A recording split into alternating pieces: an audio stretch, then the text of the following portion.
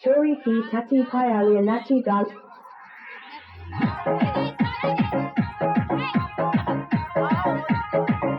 Mixed by Sajan Recording Studio, Dhaka.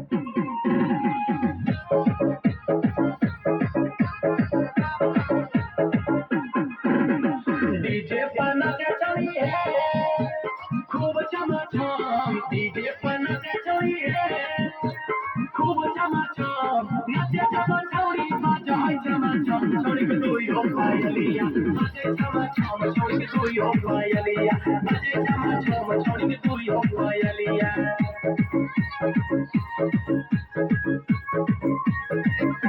DJ पर नचे चली है खूब चमाचम डीजे पर नचे चली है खूब चमाचम नचे चमाचौड़ी बजाए चमाचम छोड़ी के तू हो पायलिया बजे चमाचम छोड़ी के तू हो पायलिया बजे चमाचम छोड़ी के तू हो पायलिया तू हो पायलिया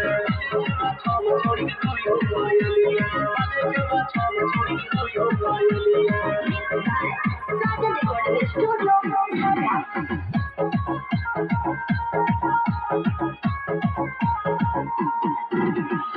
कारी कारी केसिया मत में चासा माला गइले छै कारी कारी केसिया मत में चासा माला गइले छै गजबे कमरिया दहिला आई हो दादा गजबे कमरिया दहिला कमरिया दहिला खूब चमाचम डीजे पर नचे चली है खूब चमाचम नचे चमाचौड़ी बजाए चमाचम छोड़ी के तू हो पायलिया बजे चमाचम छोड़ी हो पायलिया चमाचम छोड़ी के तू हो पायलिया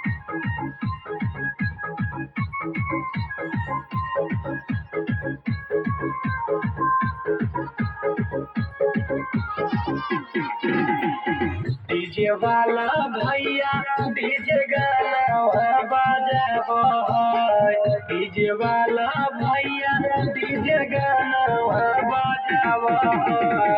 सब छौनी में कमर लचकाए आई हो दादा सब छौनी में कमर लचकाए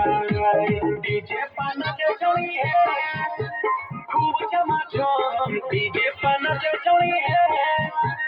खूब चमाचम नचे चमाचौड़ी बजाए चमाचम छोड़ी के तू हो पायलिया बजे चमाचम छोड़ी के तू हो पायलिया